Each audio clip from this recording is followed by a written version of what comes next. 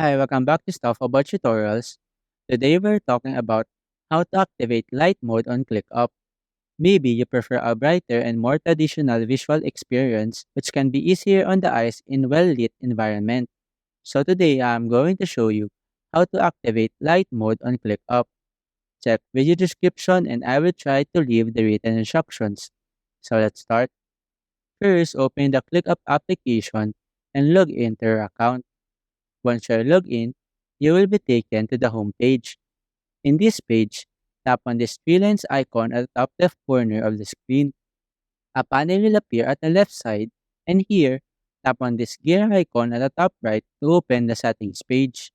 In this page, under Theme section, you will see three options: Dark, Light, and System. Since you wanted to activate light mode, simply tap on this light option. After that, you now have successfully activated light mode on ClickUp. Your ClickUp interface will instantly transform into a classic, light-filled version that is perfect for sunny days or a fresh work environment. There you go. If you wanted to know how to activate light mode on ClickUp, that is the easiest way I know how. If you know another way to activate light mode on ClickUp, leave a comment below. Also, be sure to subscribe for more videos.